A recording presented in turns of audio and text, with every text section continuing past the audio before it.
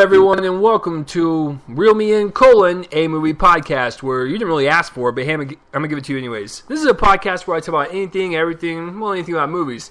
I'm your host, Chase Lee, and if this is the first time you've ever stumbled across this, I will apologize right now, but if you're not really a movie fan and you just clicked on this just for the fuck of it, then, maybe I can turn you into a movie fan. So, this is a big show, guys. This is episode 78. 78. That's a lot. And my guest is looking at me right now like, wow, you made it this far? I thought you were going to get killed off after 15. So, this is a big episode, like I said, guys. We're going to talk about Mad Max Fury Road, Pitch Perfect 2. There's a bunch of news and trailers that dropped, and of course, the box office results for the weekend. What was number one, what was number two, and what was number three?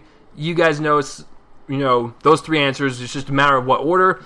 But, like I said, I'm not doing this alone. Because, do you guys really want to hear me talk for an hour and you're just like, he's a bit narcissistic and he sounds like a squeaked up gerbil. Like, do we really want our ears to bleed? It's like, no, I understand. You guys want to mix it up a little bit. So I brought back Susan Kamyab from thischicksflix.com at thischicksflix. She was on the Home and DreamWorks podcast. So I brought her back. I didn't force her or anything. Well, I might have. I don't know. But, Susan, how are you doing? I'm good. Yeah, I'm glad to be back. She's not. She's just lying. She basically just flipped me off because we do these things over Skype, so she kind of just flipped me off, and we're going to get through this. Yep, that's what I did. You've spoiled it. I know. For all those people that can't see, that's what she did. So, You know what, Susan, let's get this started. First piece of news. Man,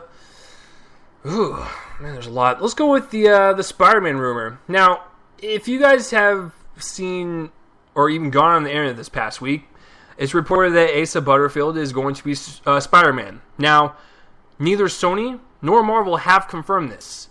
Okay. It is just a rumor, and people are running with it as if it's fact. Now, is it probably fact? Probably. But I'm not going to report anything unless it's, super true. But for the sake of the rumor and the argument, Susan, what do you think about Mr. Butterfield, who also sounds like he owns a syrup and butter factory? What do you think about him as Spider-Man? Okay, well, I've only seen him in Hugo. Okay. But when they gave the short list of who was being considered, I didn't really even like that short list at all, any of them. Okay. I personally still think, and I don't know how this option got brought up before, but I think Dylan O'Brien would be a great Spider-Man. I think he looks the part, and he's a good age and everything. Asa, whatever his name is. Asa. We're going to call him Asa. I just think we're going to call him Asa.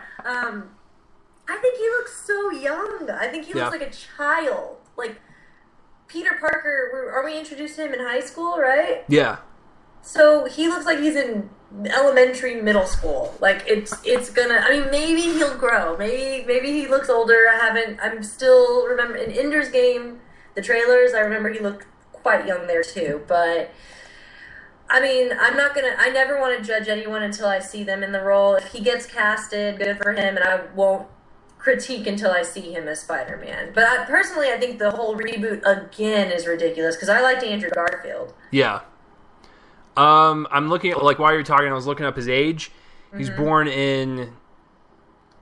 Hold on, folks. Let me do my math in my head. Get his age right now. He was born in 97, so he's 18, right?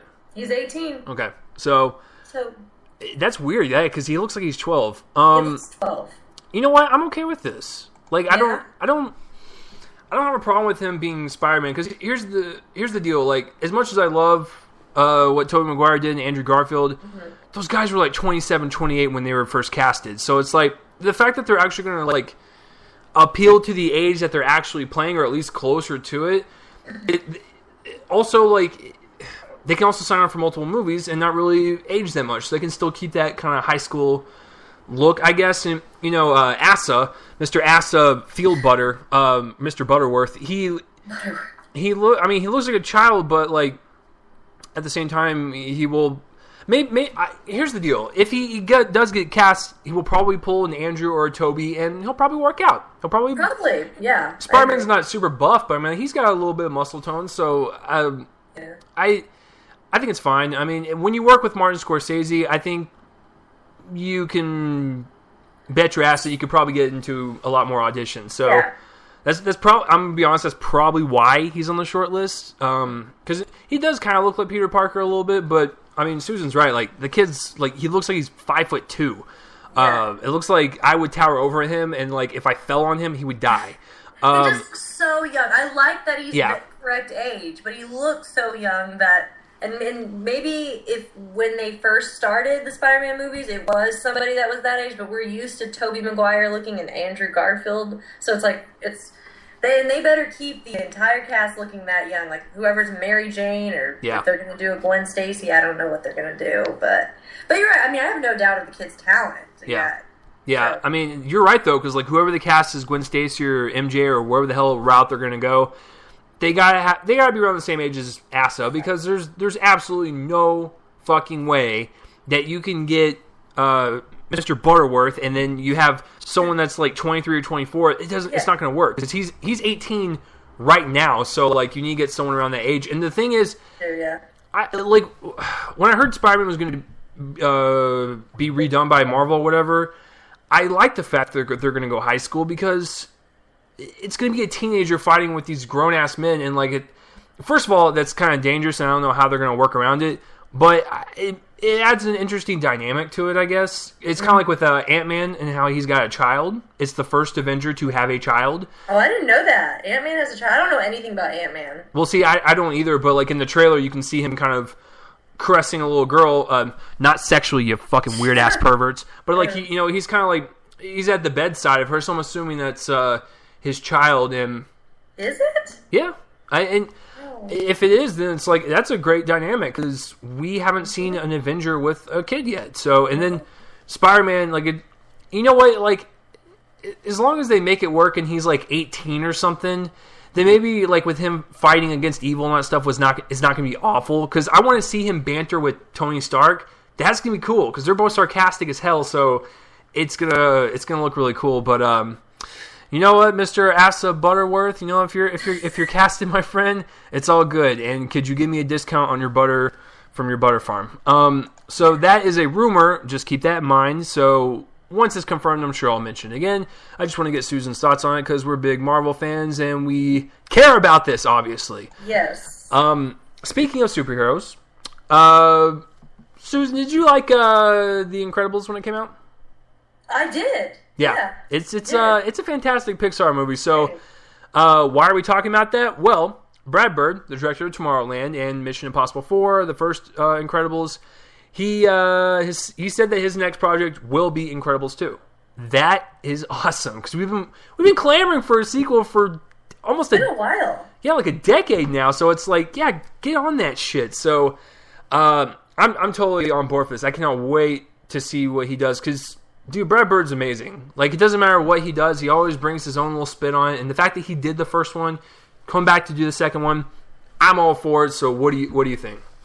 Totally for it too. I'm surprised it took this long, because I thought it was a successful film, right? The first one? Hell yeah. Yeah, like, I'm really surprised. But I mean, I guess they even talk about doing a sequel for Finding Nemo sometimes, and it's been a long time.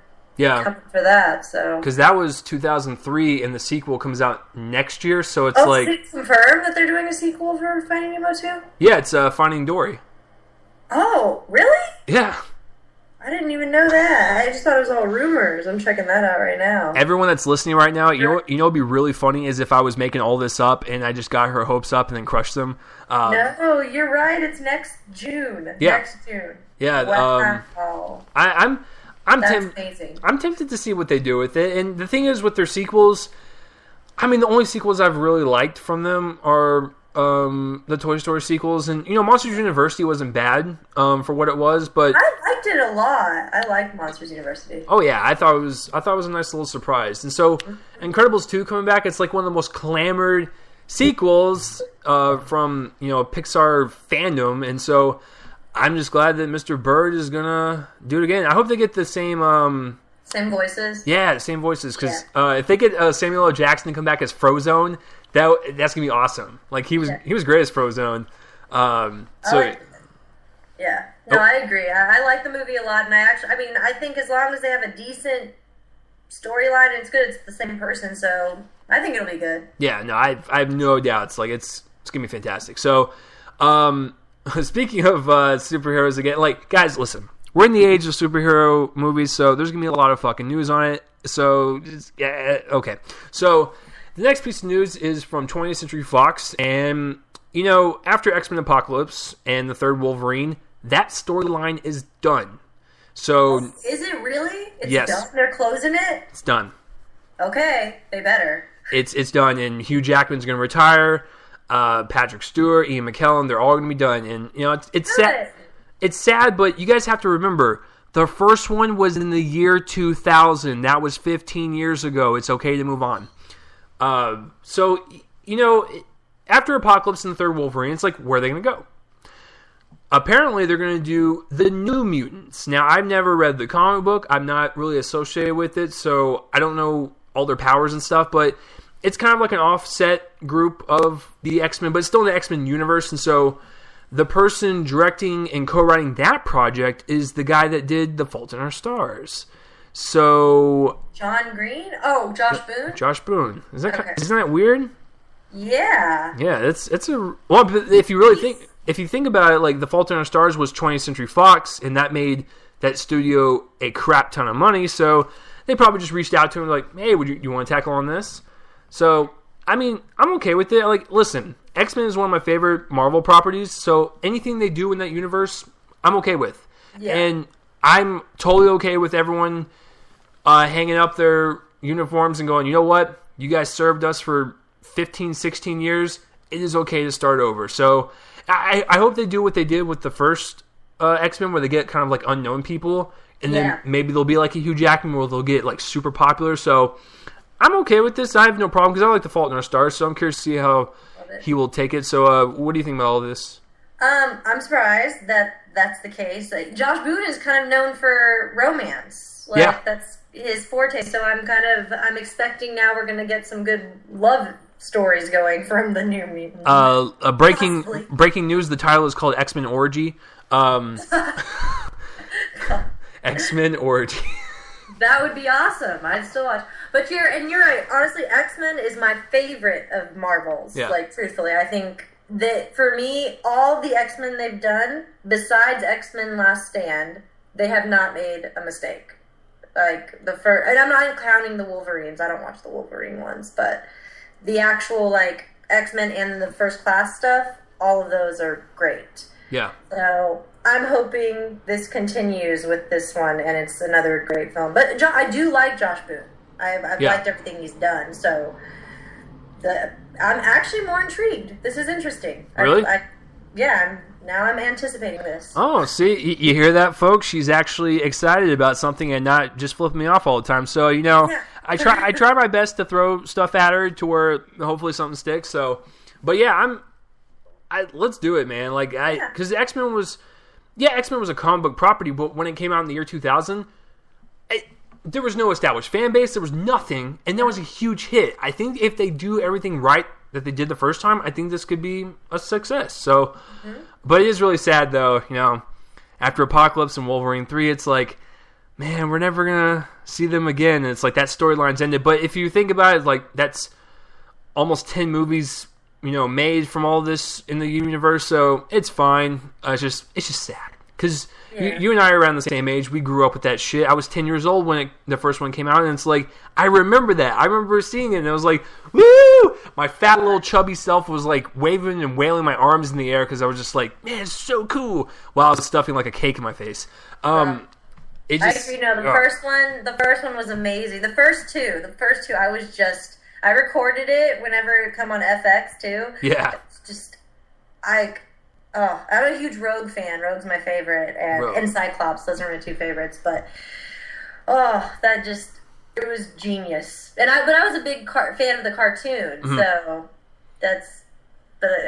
they did fantastic with those films. Yeah, the cartoon's really good. If you guys have not, that was also a part of our childhood, like the X-Men animated series. Some good shit. Good stuff. This new crap. Not the one that's on Cartoon Network. Not that crap. No. That's shit. Yeah, the old school one with that badass intro song. Yeah, I actually just found this out. I don't know if you know this, but the whole X-Men animated series, the old one that we're talking about, is actually on Hulu. Oh, for free? To watch for free? Well, I mean, like, if you have a subscription. Oh, okay. Now you're just like, fuck that.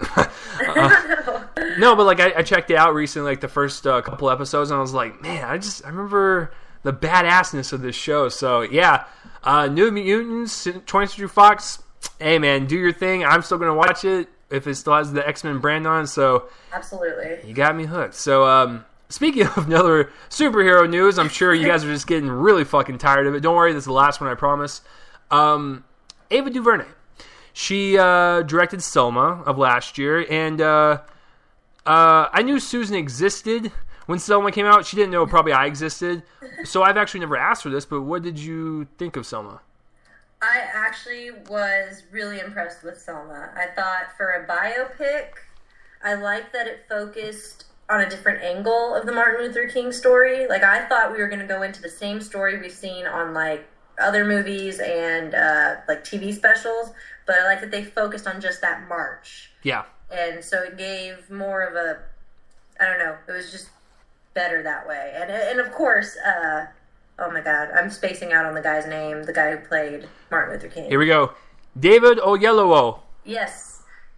Best portrayal of Martin Luther King by Oh, far. for sure. And I actually saw it like a month before the Oscars, and I was actually kind of shocked that he did not get nominated, Oyelowo. But then again, it's a tough year. Neither did Jake Gyllenhaal, and it's like that. Yeah. That just shows you how stiff the competition was. So, and if you guys think that the competition is not going to be stiff this year, you're absolutely fucking wrong. Like if you look at the slate this year, it's ridiculous. But, so you like the direction of Selma. So what do you think about her directing either a Black Panther movie or a Captain Marvel movie? I mean, I've only seen, so I only know her work from Selma. Okay. So I don't know if she's done anything else. That's different. It's going to be completely different. So, again, that makes me intrigued to see what she would do with those, considering. But she obviously has an eye for, like, really, I hate movies that try to do too many storylines, like, so much that you don't know what's going on. And if she continues, like, a central focus with whatever she does, then, and not get, like, messy in any of her films, then I'm all for it, I guess. I'd like to see what she does. It kind of makes you curious. That's the piece of news, guys, that she's actually rumored to either direct Black Panther or Captain Marvel. And, you know, I said the same thing, like, when they hired the one director for Wonder Woman, but she recently backed out. It's like, don't get a woman for Captain Marvel just because it's a woman superhero, or don't get a black director because Black Panther is black. Get a director that's just good. Like, I just don't want them to fall into that trap. But, you know, Ava DuVernay is like, Selma was great. So it's like, it's like you went from Selma to this, like, those scripts or the storyline or something that Kevin Feige has pitched you sounds amazing to you. So it kind of makes me more excited for these superheroes because after Civil War, we're going to get, besides Thor Ragnarok, we're going to get this slew of new superheroes that we've never seen before. And so it's going to be very interesting to see how each director takes their own little spin on it, kind of what we saw from Phase 1 and Phase 2. So I don't care which one she does. I would be okay with either one. So if you had to pick one, if you'd be most excited to see her do, which one would it be? I guess Captain Marvel. So he said, yeah. Interesting. Yeah, I'd probably be more interested in Captain Marvel if she directed that. I don't know. It's such an odd choice, but I'm so fascinated by it. So I'm actually cool with either one. So yeah, either one. Yeah, if it comes out tomorrow, it's like, oh, she's doing Black Panther or Captain Marvel. I'll be like, okay, I can't wait to see it. But yeah, so that's that piece of news. Susan, I have a question for you. Mm-hmm. Do you like remakes? Do you like remakes? Do they tickle your fancy at all? I mean, we're living in the era of remakes. That's all that's being created these days. If it's a good remake, I do like it. I will say that. Okay, so let me pitch you the remakes that Hollywood decides to spew out of their asshole this week. They want to remake The Craft and The Fugitive. Now, you rolled your eyes on both of those. Which one actually makes you more pissed that they're remaking? Ugh. Well, to be fair, both of those films are actually pretty good to me. The originals, yeah. I've enjoyed both. I actually think that The Craft would be just a shitty remake. Yeah. What I'm imagining, because this is The Craft, the witches, right? Yes. Okay, so I'm picturing a cast of annoying Hollywood starlets, like teeny boppers, possibly some Disney Channel chicks or something, or an Ariana Grande in there. And just a terrible, but this is what I'm picturing. I don't know. Maybe it's going to be this dark, great cast. Maybe they're going to throw in Jennifer Lawrence and surprise us. But that's what I'm imagining, like an ABC Family thing. And that just sounds awful. I think at least with The Fugitive, they may attempt... That's a great film that should not be touched, honestly. You know what's really interesting about The Fugitive remake is that someone brought this up, and I thought to myself, that's actually really interesting to see how they can get around it. Because, The Fugitive, a guy is framed for murder, and he's running away from the FBI or whatever, and it's like, back in that day when the movie was made, there was no cell phones, there was nothing. Now that we live in this technology-heavy environment, it's going to be really interesting to see how he's going to ditch his phone, how he's going to ditch everything to make sure he goes off the grid. Well, also, it's going to be more interesting to how the cops wouldn't know that he was innocent. Exactly. You know what I mean? That's... Because it also is just... It makes me... Because The Fugitive is kind of similar along the lines of the Ashley Judd one, too, where she's framed for... What is that one? Yeah, Tommy Lee Jones. That's one of my favorite. Double Jeopardy. Okay, yeah. Yeah, so it's just like, those movies worked back then because we didn't have the technology that we have now, and cops wouldn't know who was guilty. Whereas, now it's kind of going to be like, really? Really? You can't figure out that he didn't kill his wife? I'm actually, I'm not okay with either remake, but I'm actually intrigued by The Fugitive because I'm wondering how they're going to work around it. So I'm actually more curious about that. Yeah, The Craft. All right, Susan, let's place some money down. Let's do some bets. Number one, it's going to be found footage. Yes or no? Ooh, the whole movie? The whole movie. I'm not gonna say the whole movie. I think they're going to go the found footage route. Found footage? Yeah. Oh, that's even if they do that, that's the worst idea on my part. Doesn't that just so bad? Doesn't it just kill you inside and eat rot you from the inside? It's it gives you that sour taste in your mouth. You're just that's gross. Terrible. Okay, so found footage. It's going to be PG-13 horror. So yes. There's going to be no blood, no nothing. It's just going to be fast-paced jump cuts. Do you agree? Mm-hmm. Okay. I agree with that. They want teens to watch it, for sure. Do you think that they're going to do a stupid-ass twist at the end where it's nothing... Or I mean, do you expect it to be, pretty dumb in, the ending? Yes. That's how most horror films are nowadays. Yeah.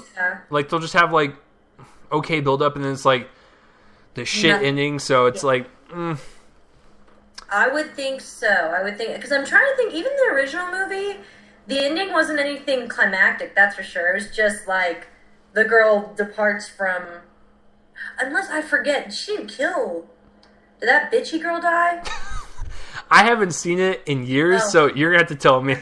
I forgot. It's always on TV. I've only seen the whole thing a few times, so when I catch it on TV, I only watch parts. But... Would you freak out if they got Neve Campbell back? I think that'd be cool. That would be pretty cool. That's what they do. But again, I'm against this remake because I think this movie does not need a remake. It's not worthy of a remake, first of all. And either way, it's fine by itself. Just leave it alone. If you're going to do anything, which I'm not saying do this, maybe make a sequel. But an actual remake, I don't know. So out of the two, which one's the lesser evil?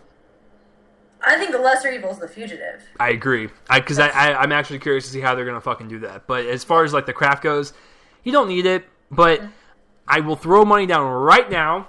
And if I'm wrong, next time I see you, I'll buy you something. But I'm fairly positive that some dumb producer out there that's doing The Craft is hey, you know what, guys? You know what really just pissed people off as he sways back his comb over? He's just you know what really pissed people off is if we just do found footage for The Craft, and it's man, that's the greatest idea I've ever heard in my life. And they're gonna all rub each other's shoulders in like excitement. I don't know. Is that what producers do? I have no idea. But yeah, none of the remakes intrigue me. But you're right. We are in the age of this bullshit. So it's happening. All I'm saying right now is if they dare remake The Breakfast Club, I'm gonna throw a fit. Like, that's one thing I would actually petition against.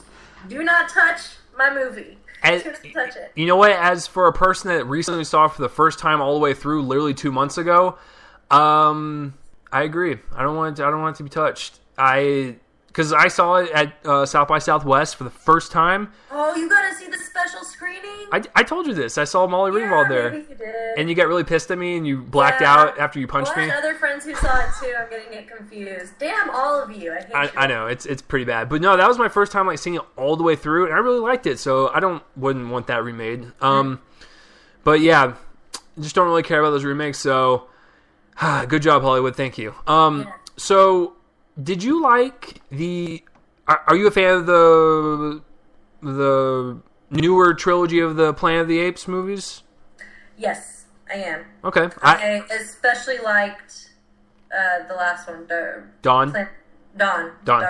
Yeah. Yeah, Dawn was it was a really good sequel. So you guys know the third one's coming out. The sequel leaves it on a cliffhanger, and they even announced it as the third one. This is the title of the third one, War of the Planet of the Apes. I think it totally fits because guess what? Ladies and gentlemen, shit's going to go down the third one, especially if you know how the second one's going to end.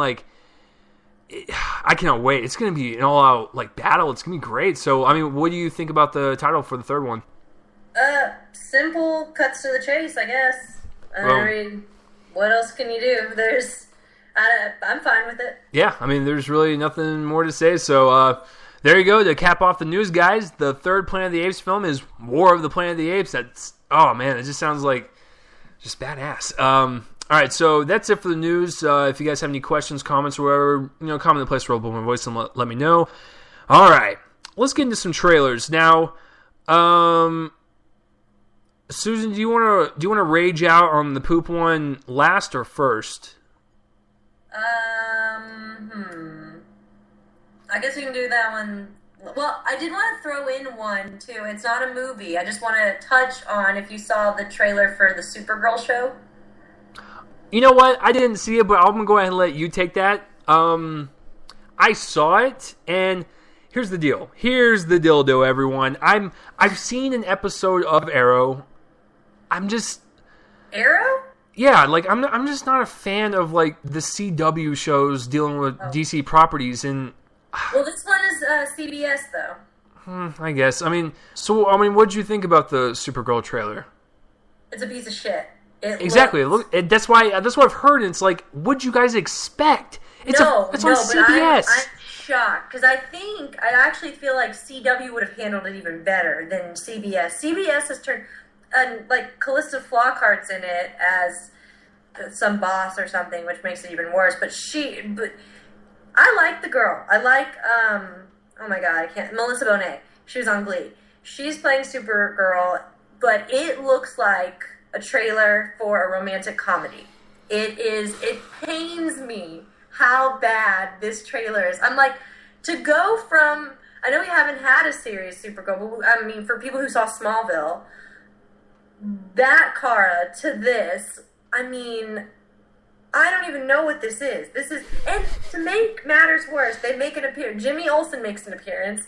Jimmy Olsen is supposed to be a scrawny, young, dorky, photographer, whatever he is. He is an African-American, fit, attractive man in this trailer. Interesting. I am not... It's not even to do with his race. It is more so that he's just this, who are you? He doesn't even, it's the character. He doesn't even seem like Jimmy Olsen. I would never have guessed that that's Jimmy Olsen had he not been hi, I'm Jimmy Olsen. It's terrible.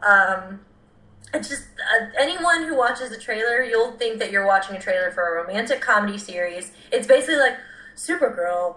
Even at one point, she's does it have to be Supergirl? Why not Superwoman? And it's just it's she's discovering herself. She's breaking free from the Superman, and she's going to be her own woman. She's going to find love She's got blind dates. Like, it's so bad. You have to watch the trailer just for a laugh. Oh, hell no. You know it's really bad when on a movie podcast you bring up a TV trailer and you're that enraged by it. I'm not going to even go within 100 yards of that thing, so... It's bad. Well, I love and that's why I love Superman, so I've never was a hardcore fan of Supergirl, but just to taint the name like that, it's sad. Hey, do you guys want to hear Susan get pissed off really fast? 1, 2, 3. Man of Steel is awesome and it's the best Superman we've ever had. Oh, I'm going to strongly disagree. You know how I feel about that. Oh, yeah. Yeah, the first... It's terrible. Yeah, the first time she came on the last podcast, I mentioned that to her, and she was very enraged with me. If she could throw something at me, she would have. But yeah, I'm not a huge fan of like the superhero TV shows. I love Daredevil. That's an amazing series on Netflix. Smallville was okay. I saw the pilot to Gotham. I was not impressed, and I was like, I didn't want to continue it. I love Gotham. It's just... I don't know. But no, Supergirl sounds terrible. It looked awful. And to counteract that with a good TV trailer, did you see True Detective Season 2 trailer? Oh, I don't watch that show. No. What? I don't watch it. Oh my God. I hear it's good. though. It's one of the best TV shows I've ever seen. And McConaughey and Woody Harrelson killed it in the last season. And this season we got Vince Vaughn, Colin Farrell, Rachel McAdams, and Taylor Kitsch. It looks so fucking good, and I'm getting chills. Oh man, so good, guys. Seriously, if you have not seen True Detective, give it a shot. It's only 8 episodes for the first season, and it's an anthology series, which means every season's different. So you don't have to even watch the first season to get the second season. You can actually jump right in. But it's fantastic. But I'm glad Supergirl sucked a pile of dicks. So thank you. I'll be surprised if it makes it through a whole half season. I'll be surprised. It won't. It'll get canceled after the first season. I would not be surprised. If it gets a whole season, I'll be surprised. I would be. It should get cut like after 3 episodes. It really should. Damn, man, you're out for blood on this one. Like you are just. I'm sad. I get more angry when I try to give like hope to a movie. It's like Batman versus Superman. Right now I have a lot of faith in it because of how much I hated Man of Steel. I'm sorry, did you mispronounce it? You said you meant I love Man of Steel, right? No. Never. Oh, okay. I never loved it. Oh. So if Batman versus Superman ends up sucking within the first 10 minutes, I'm gonna be that much angrier when I review it. Man, I really don't. Man of Steel was great. All right, so. Okay. False. No, that's actually a very true statement. Some of the trailers that came out this week that didn't suck ass, like the Supergirl. Did you see the new Minions trailer? Yes. Did you like it? I really liked it. I'm excited because I love the Minions. I love Despicable Me. Despicable Me 2 is so, and but yeah, I think if it's half as good as Despicable Me, then we got a good movie. Yeah, it looks funny. And, I'm sorry, Universal, but you're really territorying... Like, you're going to, like, some really dark stuff. Like, when the Minions were, like, trying to hang themselves and, like, they have no necks, so they were slipping through, like, wet noodles. First, that was hilarious. But, like, yeah. I was looking at it, I was like, oh, man. Like, some kid's going to watch that and be like, Mommy, what are they doing? It's like, I don't know, son. It's dark the way that all the leaders that they're trying to first hang out with or whatever, they're killing them. Like there's one, like the guy gets stabbed. Yeah. They show it. He just flat out gets stabbed. I was like, oh my God. I was like, did you guys like lose a bet in the writer's room? It's like, guys, should we go more kid friendly with this one or like more adult? And it's like, we should go more adult with this one. Where are the days where like at least in Disney cartoons, they used to just allude to the death. They would never show, like the first Ice Age, the guy gets stabbed with a freaking ice right? or something. Yeah. And they don't show that. It falls, we see him, and then no. But this one, sword goes through a guy's stomach. It's fantastic. And listen, I found it really funny, and it's probably going to do serious bank. I don't know if you know this, but Despicable Me 2 was, I think, $12 million away from hitting $1 billion worldwide. it made that much money. So this one is going to be a juggernaut when it comes out. So, I mean, the third trailer looks great. Sandra Bullock looks like she's doing well. The Minions look funny as always. So, I'm excited. Just Universal, stop with the trailers. I'm going to watch it. So, you've won me over. And I'm a 25-year-old male that's going to go see it by myself around a bunch of kids. Please don't call the cops. So, that trailer was great. Now, this trailer was kind of so-so. This was The Intern with Robert De Niro and Anne Hathaway. And it's directed by Nancy Meyers, who basically does every feel-good movie for your grandma. So, Robert De Niro basically plays this older gentleman, and he's an intern at a place. And he's interacting with young, hip people. Now, listen. Am I going to go see this? No. It looks like something your grandparents would enjoy. Yes, it does have like that feel-good, like warm, sense to it, and like, Anne Hathaway looks like she's, I don't know, I'm not really a fan of her, but like, Robert De Niro does look like he's not phoning it in on this one, so that's good. He actually looks like he's trying. So, what did you think about this one? So, I'm a fan of Anne Hathaway, which I know a lot of people, it's like ever since she won her Oscar, people don't seem to like her as much. It's because of her persona on stage when she won it. She was like, oh God, this is such She was calm. This is such an honor. I don't know. She's just. Oh my God. I just don't like the way she acts. She acts like too. Haters gonna hate. Sure. I mean, if you want to say Man of Steel was great, I mean that's totally fine. So. Oh my God. I'm just gonna tell you, I love Anne Hathaway. I am a huge fan, but I mean, I'll respect anyone's decision to dislike her. But I think she's a great actress. This movie, you're right. It definitely looks like something for my parents would probably love the flick because they're Robert De Niro fans and Anne Hathaway fans. So it's catering toward that audience for sure, more so than the younger people that are actually in it. I think it's going to be just okay. I don't think it'll suck. I think it's enough of a unique storyline that they're not going lazy with the script because that's a different kind of plot, and I think they have room to do something creative with it. I will watch it for sure, easily. I'm sold the minute I saw Nat Wolff in the intro of that. I was actually sold when I saw Adam Devine. I was like, that's awesome. That's cool. So yeah, I mean, it looks fine. It's just like I'm not gonna go pay for it. So Risa, if you're listening to this, if you want to send me to this screen, that's fine. I'll probably fall asleep, but I'll go watch it for you if you don't want to watch it. But okay. So there's the third trailer I want to talk about, which is.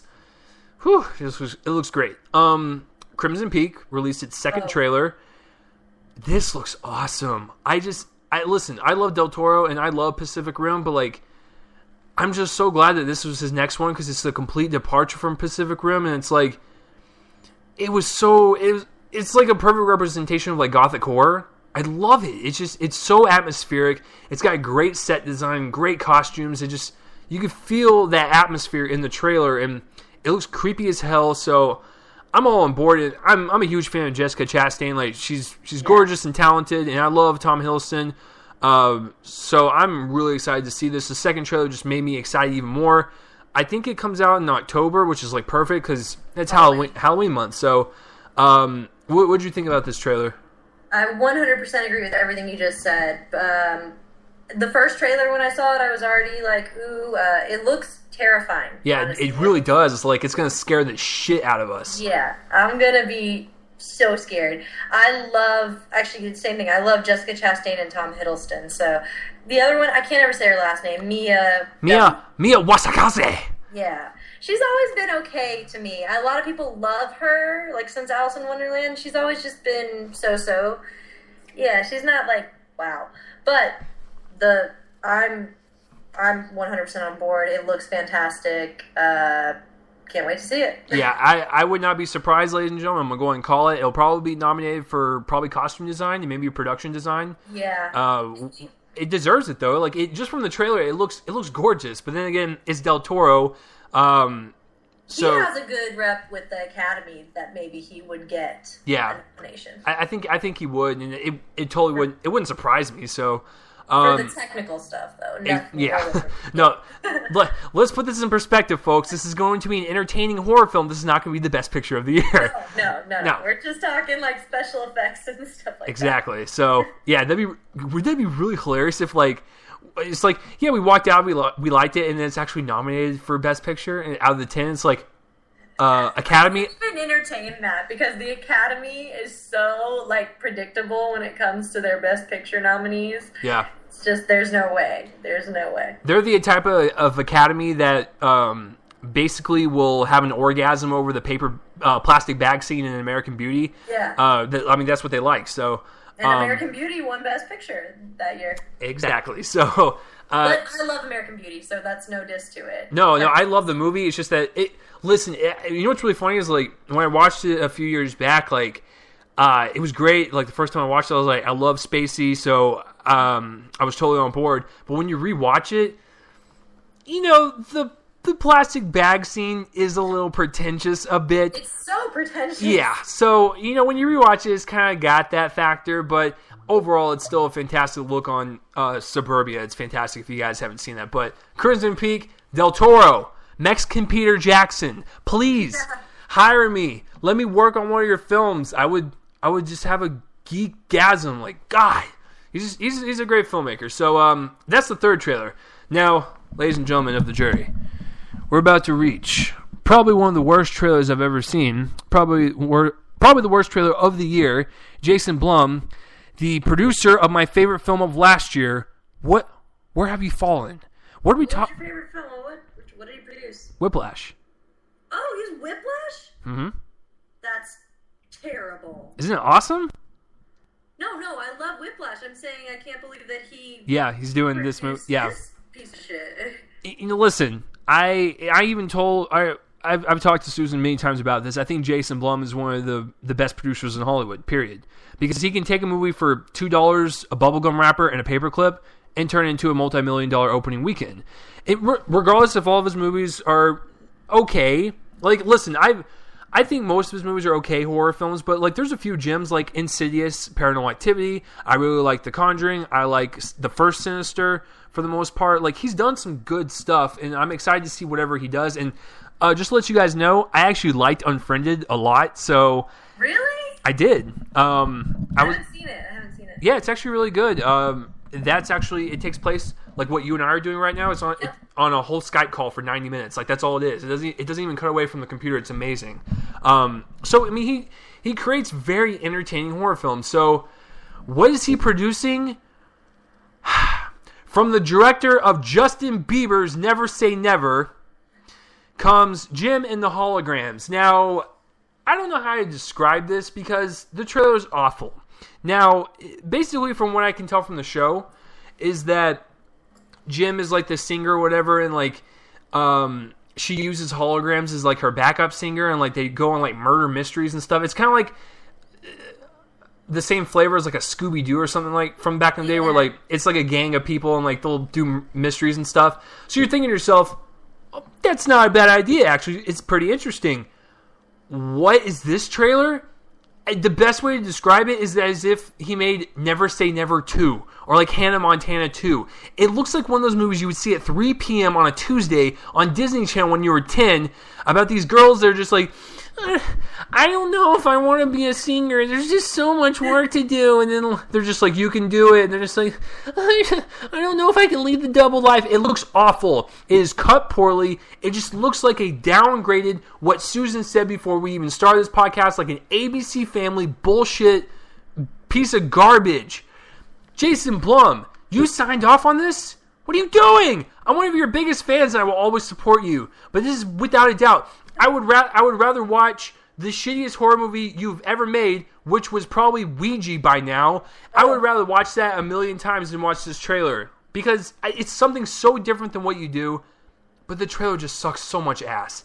And like that's the best way to describe it. It looks like a very downgraded, like, just teen girl movie, like, with angst and all this shit. I don't know. Susan, like, how would you describe this, and like, what are your exact feelings on it? Like, So just let the people know. Honestly, it looks like an attempt at a darker Josie and the Pussycats. That's what it really... And Josie and the Pussycats is, for what it is, because they are self-aware that story is... It's like a joke, that movie. So it's funny, and at least that one works as for that time. This now, you're right, it really does look like a Disney special. Like, I swear, there's actually a movie called Pixel Perfect, and it's like a band, and it's almost this, like, and so, it looks so bad. It does look like an after-school special, just a bunch of friends going to be, all of a sudden they're famous. And of course, you have that moment where, like, the lead singer, needs to ditch her friends. You don't want us part of the band anymore? Let me guess, people. She's going to discover that her true friends are more important than fame. I'm just taking a wild guess. We just saved you $10. That was the movie. Yeah. Susan, I have a random fucking question to ask you. Where were the holograms at? I didn't see them. I didn't see it either. What are you doing? Like, and it's called Gem and the Hologram. So dumb. Listen, the idea of the show, whether how old it is or whatever, like, it sounds interesting. Why didn't you go down that route? Why is this like a Justin Bieber documentary number 2? Like, I don't understand. Like, you guys, the director of this movie left He-Man Masters in the Universe to do this one. I want you to keep that in mind. Why? Like, I would have rather done He-Man. Even if it would have been cheesy as shit, I would rather work on that one than this one. Jason Blum, I realize that you're trying to go outside your, like, genre, like, especially when you did Whiplash. I love that. Yeah. But please pick better movies. Like, listen, me and Susan could fucking eat our hand and our foot after we see the movie. We could be like, that wasn't half bad. It was actually pretty good. It's probably just the trailer that sucks ass. I don't know. But from the look, if we're just talking purely trailer, it's awful. And I don't... I heard it played in front of Pitch Perfect 2, and that's probably why they released it this week. Oh, did it? Yeah, so... gross. It looks really bad. I'm gonna watch it still. I will, because I'm a little girl inside as well. So that's also your job, is that you... Yeah. Listen, what makes Susan credible as a film critic and not me so is that she actually watches everything. Like, she will sit through the garbage for you.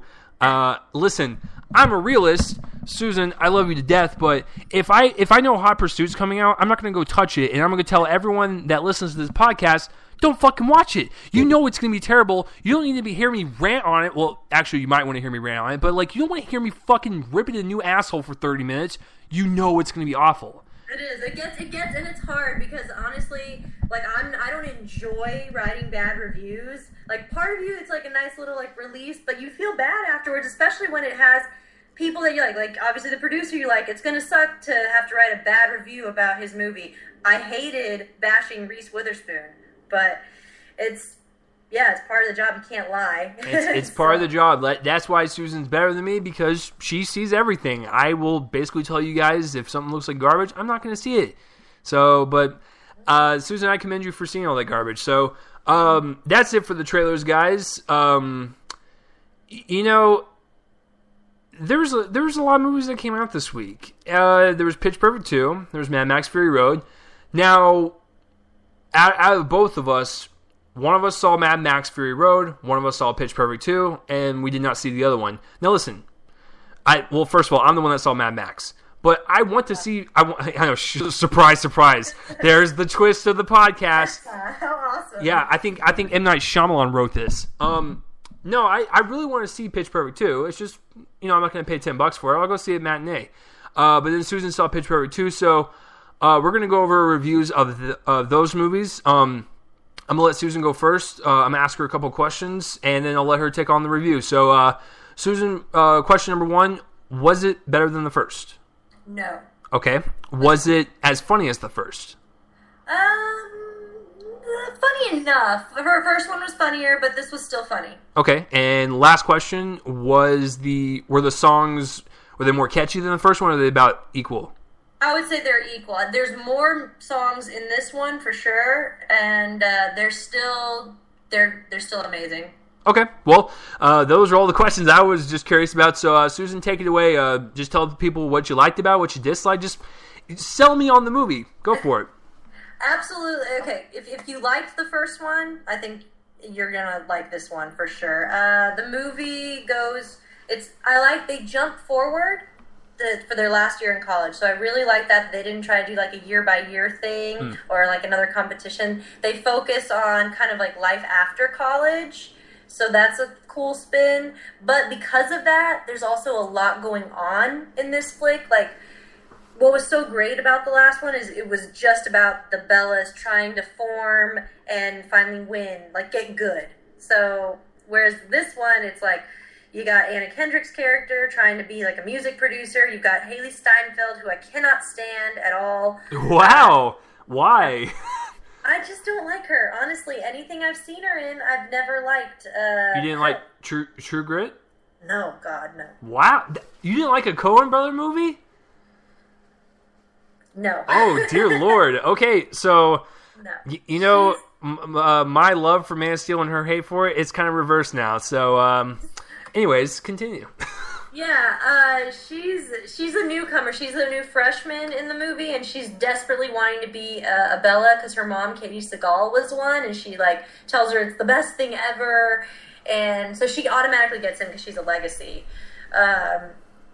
And then you've got Rebel Wilson's character, who that's a highlight in the film, is that we get to see her and Adam Devine's character a little bit more, which is, if anything, I would watch it just to see their parts again because they are awesome. And I heard that a lot of their scenes was improv, like as far as just their. Oh, I believe it. I hear on Workaholics like it's mostly improv, and they kind of just wing it. And dude, Adam Devine's a hilarious dude, so it does not surprise me that him and Rebel would have that chemistry because, like in the first one, they had that chemistry as well, and they were really funny. So yeah, go ahead. Yeah, no, and they have the chemistry in the second one too. It's like they're so believable together. It's just they're awesome. I would have watched more of them. And then I'm trying to think because there was so much going on. There was just a lot. You got Brittany Snow's character who never wants to leave. The reason why she's still there because if you remember in the last one she was actually a senior. Yeah. She's purposely failing so she can stay a Bella. That's actually really sad. So sad. Yeah. It's okay though. It doesn't bother me. Like that's fine. The going on after college is fine, but I think that they could have gotten rid of Haley Steinfeld's character and used that time for us to get to see Skylar Astin's character a little bit more. He's still with Anna Kendrick, and that's great. I'm glad they didn't try to break them up and make it some sort of drama as far as like, oh, they're going to break up, like they're broken up and we're going to watch them get back together or something. Yeah. That's not necessary. And I like that we're going for the worlds. We don't need another national competition because they've won all of them. We know that they're undefeated. And the music again is still just as good. Their competition is different. One thing I would have really, really liked to see, I thought that we were going to get, because it was like this big competition, that we were going to get to see the Bellas merge with the Troublemakers, and we'd get like this awesome mashup performance or whatever, like a merge of that, and no, that's not the case, so don't get your hopes up, people. It's female power. Elizabeth Banks directs it, and she's totally girl power, and that's fine. It's not a bad thing. It's just I had the hope of the two like guys and girls together doing a performance, but that does not make the final performance any less amazing. There's so many good performances. The music's great, but that final one still gave me to quote Jennifer Lopez, the goosies when yeah, it's not as good as the first because of how much is going on, and we don't get to see all the characters that we love as much, but still a solid sequel. Solid, enjoyable sequel, and very fun flick. Okay, I have a couple more questions. How was... Because this was her first time directing. I mean, did she do a pretty good job for her directorial debut? I would say so. Yeah. I think she went. I think she should have gone for a little bit more of a focus. I think she tried to do too many storylines. Okay. Or it was not as focused as it could be because you kind of lose track. Like for me, I'm still thinking I'm missing something. So. Well, what I've heard is like one of the best storylines in the entire movie, and people were kind of pissed, like, when it would go to another scene and it got away from it, was when Anna Kendrick was in the recording studio with Key from Key and Peele. Mm-hmm. Yeah. And I heard he was really, really funny. He is. He's hilarious. He's awesome. And I love that. Honestly, I do like that she gets an internship at this studio, and I think that's great. I do like that we're focusing on what they're going to do after college. But again, it's just, I don't know. I don't get like closure from it or something. Or I don't know. Maybe I just wish Haley Steinfeld wasn't so involved in whatever was going on with that, because she's like the girl that writes the song, and I don't know. I would have much rather seen. I think she took away from what we could have seen of Skylar Astin. So he just felt so irrelevant to the story. Well, I mean, he was kind of irrelevant to the first one a little bit. It wasn't really about Skylar Astin. It was more Anna Kendrick and everyone else, like, in the, like, girls group. It wasn't. I mean, he didn't have like a prominent role or anything. He was just kind of like there to be her love interest and kind of like motivate her and stuff. So it wasn't really. At least I didn't think so. I felt like we got to know him, because there was at least scenes with him, like getting to know his roommate and stuff like that. And whenever he got initiated into the Troublemakers, like, I feel like it was a good, whatever, comparison of the two, like the female and male a cappella groups. And so, I mean, I ended up enough to where I cared about his character, and I wanted to see how he grew. I just wish that we got to see, like, he was so, I just don't know what he's going to do after college, and we got to see what everybody else was doing, and kind of made me want to see that. Okay. Because they're probably going to make a third one after I tell you the numbers for the box office weekend. If you were the writer of the third one, how would you spin the story of the third one? How would you progress it? Definitely want to see them all, like, the same original, like, the seniors. Okay. Do not even show me Haley Steinfeld. Let her still be in college. I want to see all the, like, Bellas in their current jobs, because they graduated. So whatever they're doing, and I guess, I mean, the music is what makes the movie so great. So maybe they have to they have to come together either for a reunion or something to where they have to sing again. And that's fine by me, but a more mature storyline, because I'm over the whole, like, they did, like, a sing-off, like a riff-off. We don't need another riff-off, honestly. Like, nothing ridiculous. We just need, I don't know. I can't think of what would be the reason why they would get together and sing. I don't really want another competition. That's the thing. I feel like you can't go any further than the Worlds. I mean, you could go to the universe. I mean, Universe, so, really? that'd be, now the universe competition is like, oh, you guys are really stretching it. So what would you give it out of 10? And would you say it's like a full price, a matinee, or a dollar rental? Like, how would you rate that too? You go so high for a 10. I gave it a 4 out of 5. So what, like an 8 out of 10? Yeah, that would be equivalent to an 8. Okay, so I give it an 8 because I do really think it's a great sequel. It's not a bad flick. I'm honestly focusing more on the negative. I feel like when it really was good, and it had a lot of. I forgot how funny that guy KP. What is his name? Yeah. Wait, it's Jordan Peele. Oh, Keegan Michael Key.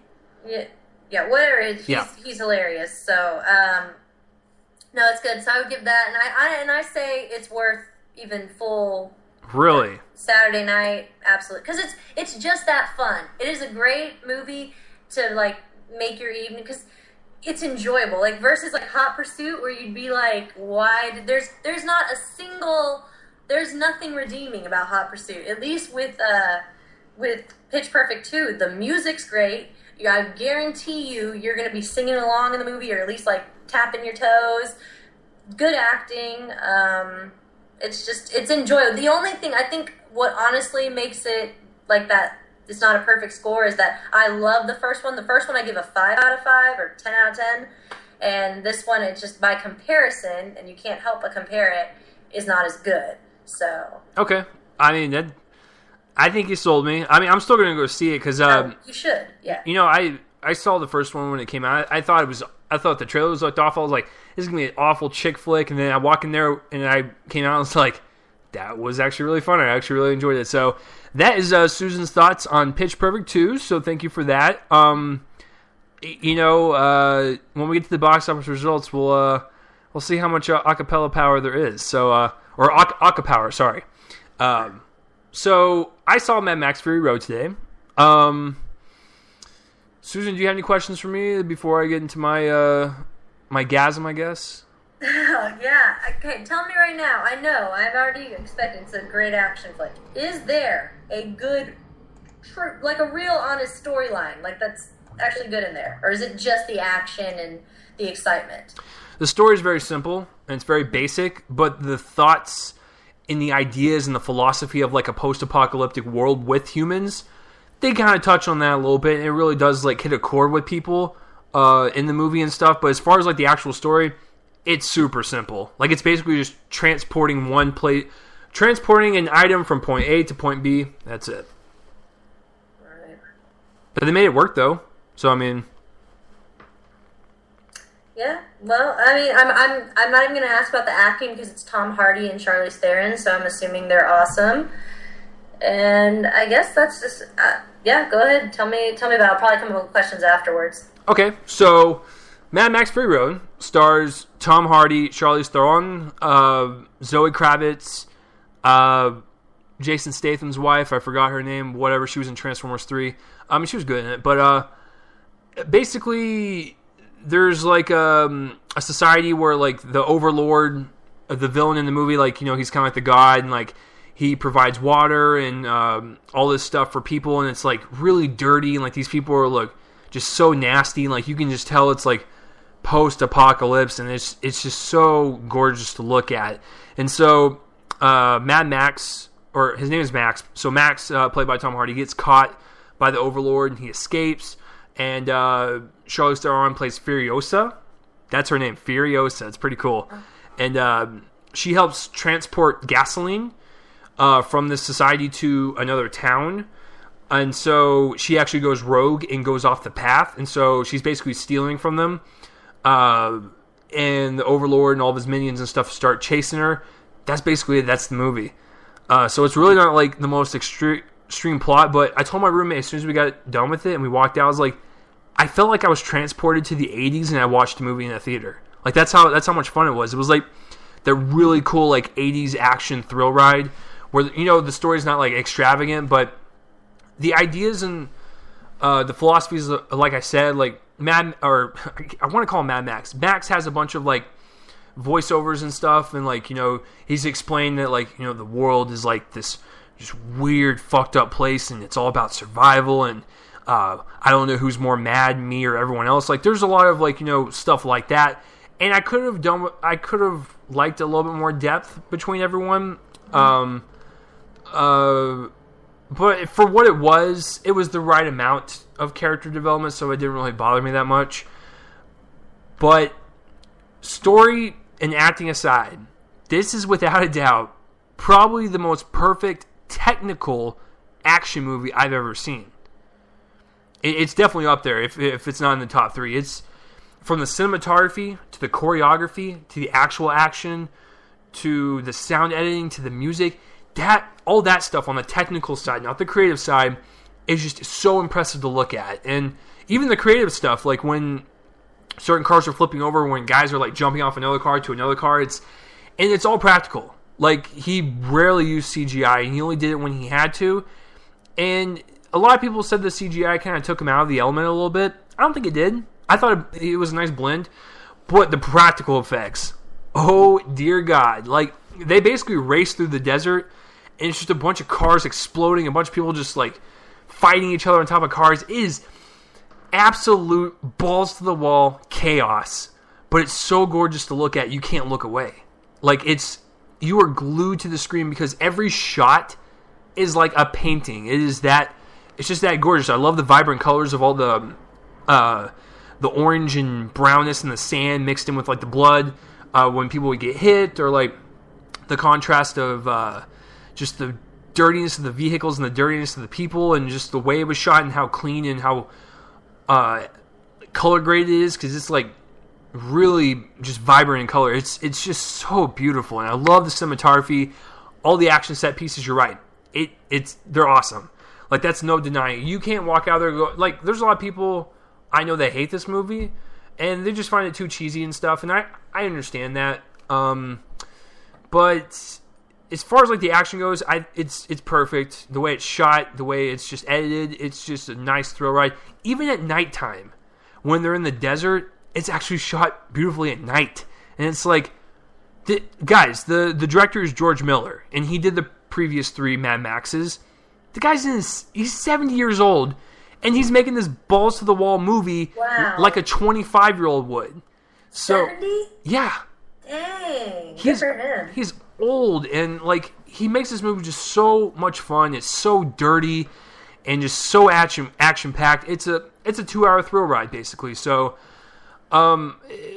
if my only complaints maybe is like there are some cheesy parts in it, because I'm gonna let you guys know. You can throw pitchforks at me.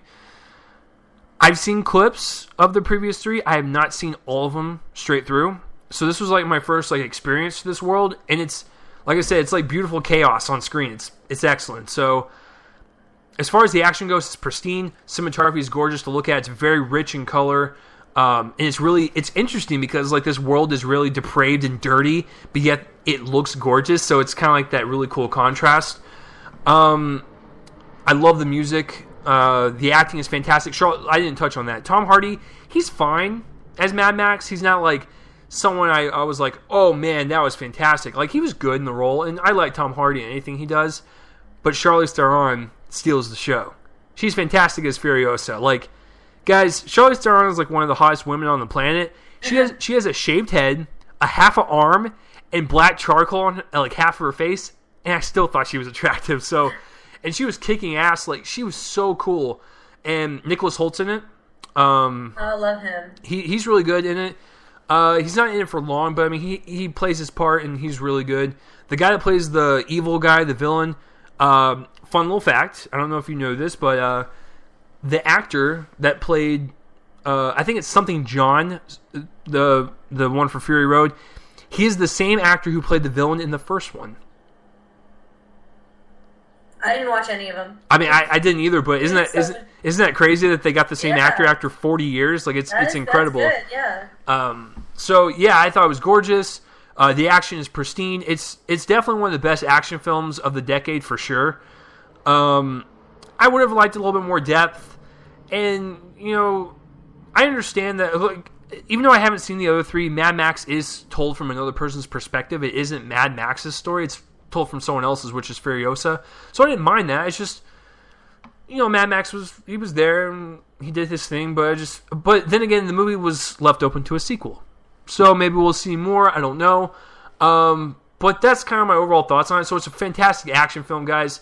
You don't need a lot of depth in the story, but it's just it's a nice thrill ride. Like I said, I felt like I was transported to the 80s. It was just really fun. So out of 10, I mean, everyone's going crazy on it, and they're giving it like 10 out of 10s and all this stuff. I'm not going crazy on it, but I will say it was a damn fun time, and it was definitely one of the best action movies I've seen in a very long time. So I'll go pretty high. I'll go 8 out of 10, and people are probably thinking, you fucking hated it. No. It's got high. No, it's got like a 96% on Rotten Tomatoes. That doesn't mean I just checked. Yeah, that means every critic gave it a positive review, which means out of 10 or out of 5, it's a 6 or higher, or a 3 and higher. So they could have gave it a 3 out of 5 and still rated it fresh, and all those fresh ratings just, you know, get up that high. So, you know, I'm not as balls to the wall like everyone else is on it, but I still thought it was a crazy good time. Like, it's an insane movie, but it's so much fun. So, 8 out of 10 for Mad Max. It was, and you have to see it in theaters. It looks like that. Yeah, I saw it in at North Park, and I saw it not in the IMAX screen, but the second biggest one, the ETX one, where it's like the sound or whatever. It was so good. So I would say see this one in theaters, 8 out of 10. It's just a great ride. So you got any questions about it? Or? Well, I mean, you say it's obviously, so it's a lot of fun. How do you compare it to like a film like Age of Ultron then? Is it that kind of excitement, or is it just completely different?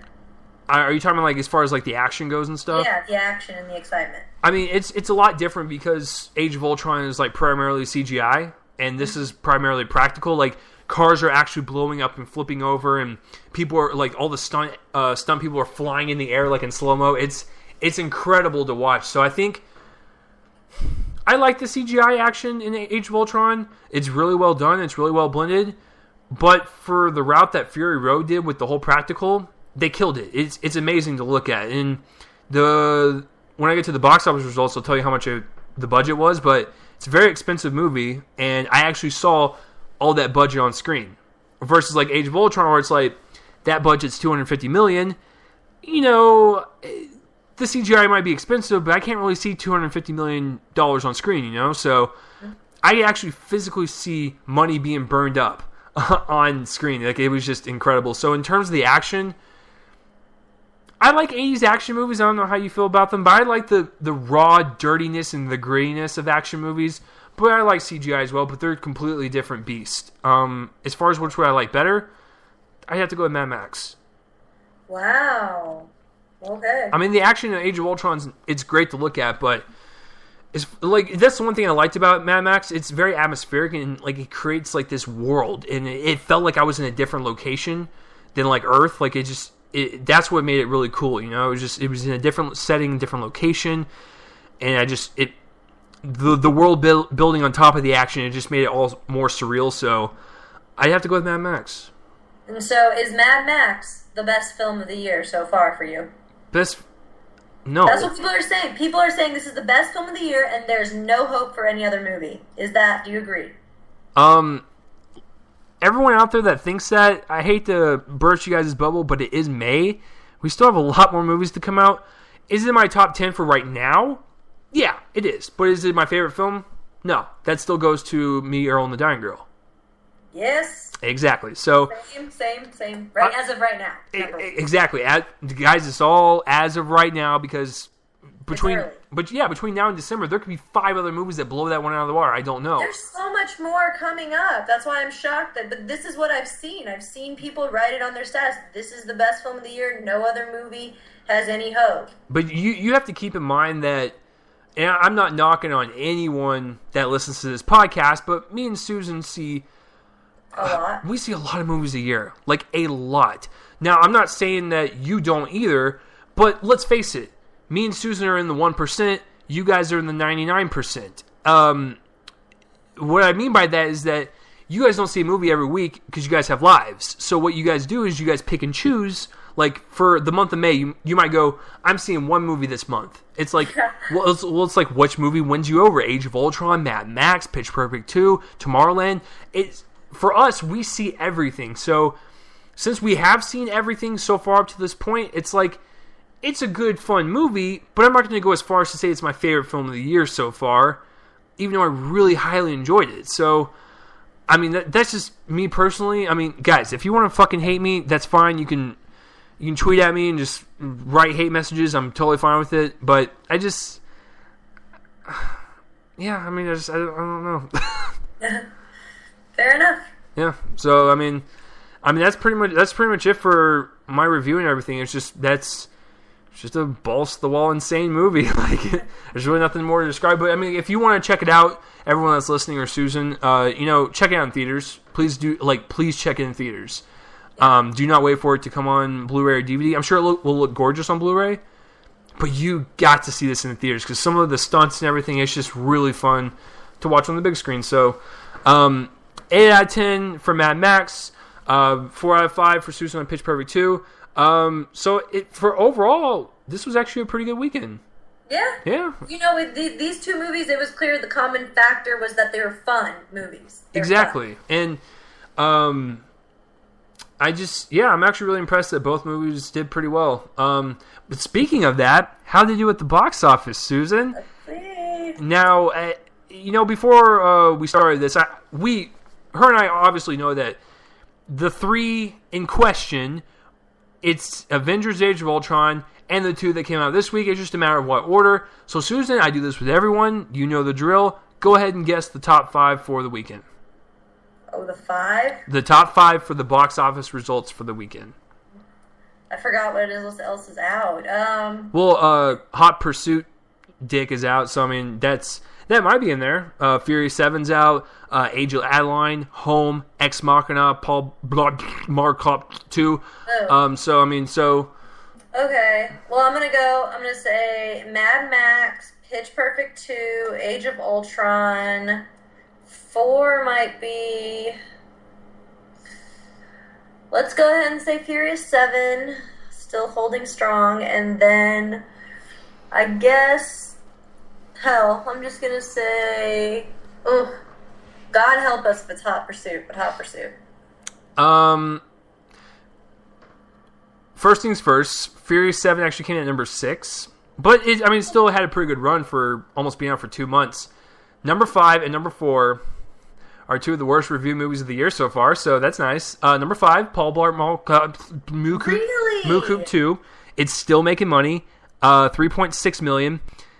Guys, it is made domestically, which is the U.S. and Canada, $62 million. Worldwide, it's made $94 on a budget of $30. Double that. Paul Blart too? Yeah, double the budget to break even. You're looking at $60. So it has made $34 million roughly in profit. How does it make you feel? Does it like someone punching you in the gut? It's disgusting because that means that they may just make a third because they'll have the money to. Please don't say that. They could, because why not? Why not, right? Like it's true though. Like, as much as I hate what you just said, you were absolutely fucking correct. If Adam Sandler can sniff money, he will go after it. So I'm pretty sure they're going to make a third one. Yeah, if Grown Ups 2 can happen, a Paul Blart 3 can. So you realize that sounded dumb? Paul Blart 3, like.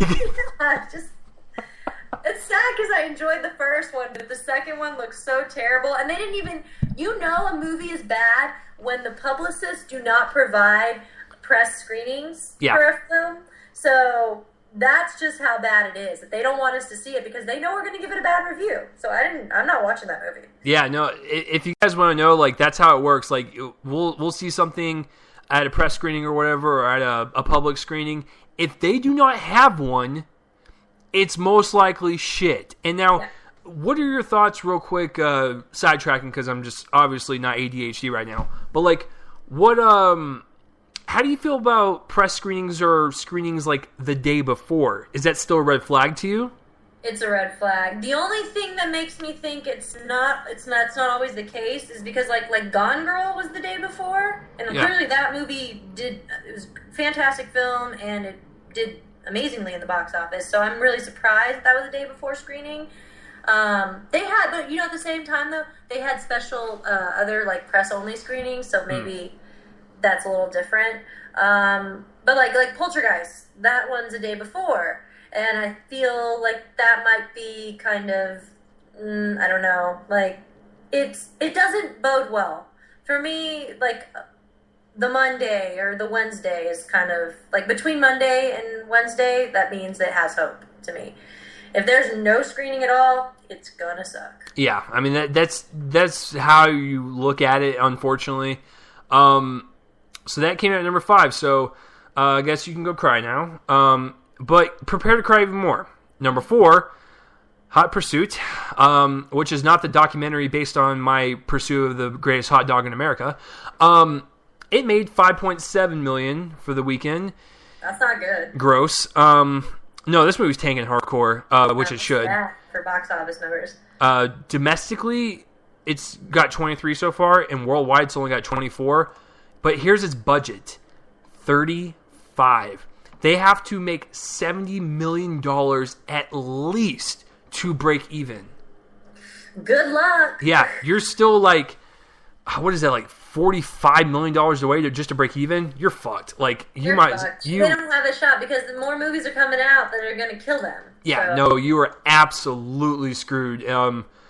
Every weekend that's coming out, like, it's all started with Ultron. Like, every weekend until August, there's a big tentpole movie coming out, at least one, if not two. So here we go. What we've all been waiting for the past 7 days. What was going to be number 1, what was going to be number 2, and what was going to be number 3. Now, I guessed that number 1 was going to be Pitch Perfect 2. Number 2 was going to be Age of Ultron, and 3 was going to be Mad Max. Susan's guess was Mad Max, Pitch Perfect 2, and then Age of Ultron, correct? Yes. Here's the actual order of this weekend, and I'll get into the numbers. Number 3 was Age of Ultron. So you got that right, I got that wrong. Because I said it was going to be number 2, it's number 3. Okay. Number 2... Oh, no. Mad Max. Oh, man. And number 1 is Pitch Perfect 2, which I called that. I said, listen, guys, if you saw the first one, that was a humongous sleeper hit. That thing made so much money, I knew this thing was going to crush. And you got to look at it this way. Mad Max is rated R. Pitch Perfect 2 is PG-13, so it does limit your crowd a little bit. Sure. So that's the stance for this weekend. But how much, though? How close was it? Avengers Age of Ultron for its, was that third week, 38 million. Not bad. Because first week it was 191, second week was 72, this week is 38. Right now, domestically, U.S. and Canada only, it's made 372 million. Not bad. Worldwide, it's got 1.4 billion on a budget of 250, 500 to break even. Guys, they're doing just fine. Yeah. And what's the next one? exactly. And it's like, even if Ant-Man sucks, you have to realize that like the over-profitization of Age of Ultron can kind of bleed over into Ant-Man and kind of save its ass a little bit, so it's not all bad. Number 2 is Mad Max, and it made 44. So it's actually kind of close to Avengers. So, 6 million's not a lot, but kind of. But in movie terms, it's really not. So it actually was pretty close. So Mad Max, 44 for the weekend. Domestically, it's made 44. Worldwide, it's made 109. That's not bad for its opening weekend for a movie of this type. Its budget's 150. So it needs to make 300 to break even, which kind of worries me because... He'll do it. I'll think of it. I think with all the positive word of mouth, it could do it. But as of right now, it's still $191 million just to break even. So I don't know. It's going to be really tough. But guys, I really enjoyed it. So please go support it. And support Pitch Perfect too. Because guess what? $70 fucking million. Good for that. That makes me happy. Honestly, I'm so happy it's number 1. I wanted it to be number 1 because I love the franchise or whatever it is. It's a great. It deserves it. Isn't that crazy? Like that's like a huge blockbuster type level. Yeah. That's $8 million away from what Avengers made last weekend. That's crazy. But the first one was that good. It really was. Like it has that fan base. The first one made like $150 million on a budget of $20 million. Like, that's insane. So, of course, the second one's going to be a big hit. And actually, so it's $70 million domestically. Worldwide, it actually made around the same amount as Mad Max. It made 108 worldwide opening weekend. So, it actually was on Mad Max's level if you look at the worldwide scale, not in domestic. But that's still kind of interesting. So, that's it for your box office results for the weekend. Number 5, Paul Marcoux Dose, Hot Pursuit number 4, Age of Ultron number 3, Mad Max Fury Road at number 2, and Pitch Perfect 2 at number 1. Now, Susan, before we wrap this up, I have to ask you, let me look at the list. Oh, this is going to be good. Poltergeist and Tomorrowland come out next weekend.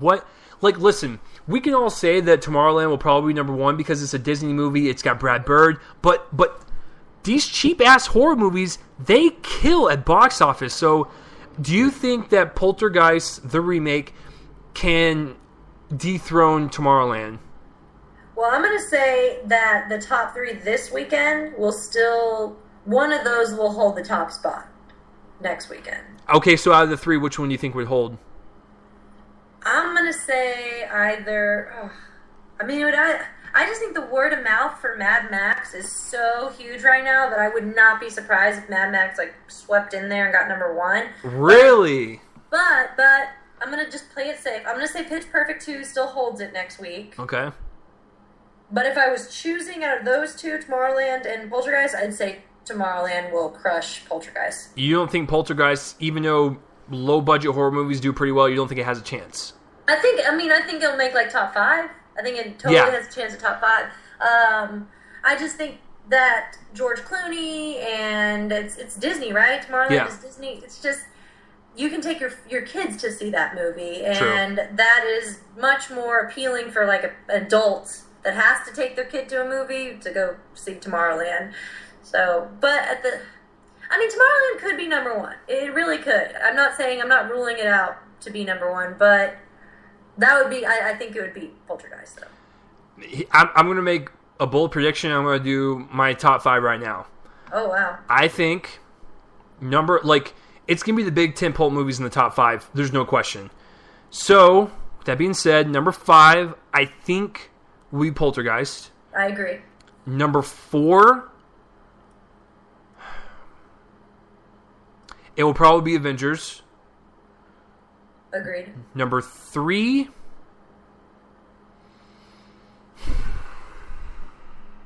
I'll go Pitch Perfect 2. I'll do Tomorrowland at number 2, and I think you're right. I think with the positive word of mouth, I think Mad Max will actually have an increased bump. Yeah. So that's my prediction for next week. Mad Max, Tomorrowland, Pitch Perfect 2, Age of Ultron, Poltergeist. So I'm curious to see how I'm actually going to copy you. I'm actually going to say that. I really do think, I'm going to go with my gut, the first thing I said. I'm going to say Mad Max gets number 1. It just, the word of mouth is too strong. Like, I didn't even want to see it, and now just based on everybody's things, like, I may go pay for it. So oh, God forbid we gotta pay for it. I hate paying for movies now. You get spoiled. You get spoiled. Hey, just because Susan's better than me and she gets all these free screenings and I don't, it's okay to pay for something. It's not bad. It isn't. No, it's good. We need to pay because this is the industry that we love. We want movies to make money. I want them to make money. Correct. I don't know. It's kind of weird because like, I know that I'm giving so much money to the industry, and it's like, look at Age of Ultron. I saw it twice. I've spent almost $30 on 2 showings, and it's like I'm going to buy the Blu-ray, and that's another $20 or so. So I'm going to be spending like $50 on Age of Ultron. It's like, it's crazy. Yeah. But yeah, so that's my prediction for that one. So next week's going to be interesting. We have a Disney film and a horror film open up against each other, and it's like, The blockbusters from the past 2 weeks are still going to be in the top 5, and it's like, I'm looking at these next... Okay, May 29th, we have Dwayne Johnson and San Andreas, might do something. June 3rd, we have Entourage, might make a dent. June 5th, we have Spy and Insidious Chapter 3, they will both make a dent. June 12th, we have Jurassic World. It's there like, you go. It's like, there you fuck, go. like every Jurassic single... Jurassic World's going to be number 1 opening weekend. Oh, You don't think so? Their opening weekend. Maybe. Oh, come on. The fan base for Jurassic Park. I think maybe only because the third one wasn't received as well, and that was the last one we saw. And it's been like over 10 years since the last one came out, so I think it'll be number 1 or number 2 for sure, but I'm gonna lean towards the number 2. And You don't know what your guess of number 1 would be on that week, then? No, because, listen, Age of Ultron, Pitch Perfect 2, Mad Max, Poltergeist, Tomorrowland, San Andreas, Spy, Insidious Chapter 3, Entourage, they're still going to be playing in theaters. Any one of those could sweep up. And I'm still going to make the bold statement that week, Jurassic Park definitely gets someone, or Jurassic World, just because I went to Comic-Con the past year, and the fans for Jurassic World, I mean, that was insane. Like, there were so many people just so excited. They were giving out free posters every hour, basically, and I couldn't even grab one. I couldn't even get one. It's just, I'd be shocked. I'd be shocked if it didn't get number 1 their opening week. I mean, they probably will, and you're probably right, and I'm definitely probably wrong, but there's so many movies coming out every single week. It's starting to cannibalize each other now, and it's getting really intense. And listen, I'm all for it. I'm gonna be there Jurassic World opening weekend. So, it's just, God, summer's crazy. But that will do it for this week's episode, guys. We're running on almost an hour and a half, which is one of the longer ones. But hey, when I have an interesting guest, I would like to hear her thoughts on stuff. So of course, it's gonna run a little longer. Yeah, that's it, guys. That's it. Episode 78, Mad Max 4, Fury Road, Pitch Perfect 2. A shit ton of news with Asa Butterfieldsworth as maybe Spider-Man. And we have a bunch of trailers and the shitty Jim and the holograms penis or whatever the hell it's called. You know, it was a fun episode. I want to thank Susan for coming on. If you want to find her on Twitter, it's at ThisChicksFlix. It's with like 100 different X's. And her website is thischicksflix.com. And all of her info will be in the description below, so you can go find her. So, Susan, thank you for coming on. Yeah, thanks for having me. It was fun. No problem. Is anywhere else the kids can find you online? Or was that pretty much it? Go to Irving. I'm a reporter for Irving Television, ICTN.tv. Please go check her out, guys. Like, listen, I know there's a lot of other listeners that aren't in Texas, but if you are in Texas and you know the Irving area, please check it out because she knows her shit. That's why I keep inviting her on. There's no way you guys just want me to talk about everything by myself. It's just impossible. So I bring on the best for a reason. That is exactly why. If you'd like to follow me on Spreaker here, you can click that follow button and get updates when I do these things live, etc. My voice is going out, as you can tell. I'm also on iHeartRadio, so you can find me on there as well. If you want to Twitter, Facebook, YouTube, all those descriptions are in the links below. I'm not going to mention them because my voice is going out. So next week is episode 79. Holy shit. I think next week for you guys, I'll probably do Tomorrowland. Yeah, I'll probably do Tomorrowland, and if I see Poltergeist, I'll bring that up as well. But next week's episode will primarily be focused on Tomorrowland, and of course the news trailers and whatever the hell pops up during the week. So I'm Chase Lee. Oh, I'm Susan Kamyab. She is, and you should go follow her. She is badass. So thank you guys for watching. I want you guys to have a good day, good night, whenever you're listening to this. I'm Chase Lee. Thank you for listening to Real Me and Colin, a movie podcast, your number one source for movie news and shit. So you guys have an awesome week. I'll see you next week. Go see some fucking movies like Mad Max Fury Road and Pitch Perfect 2. Goodbye. Pitch Perfect 2.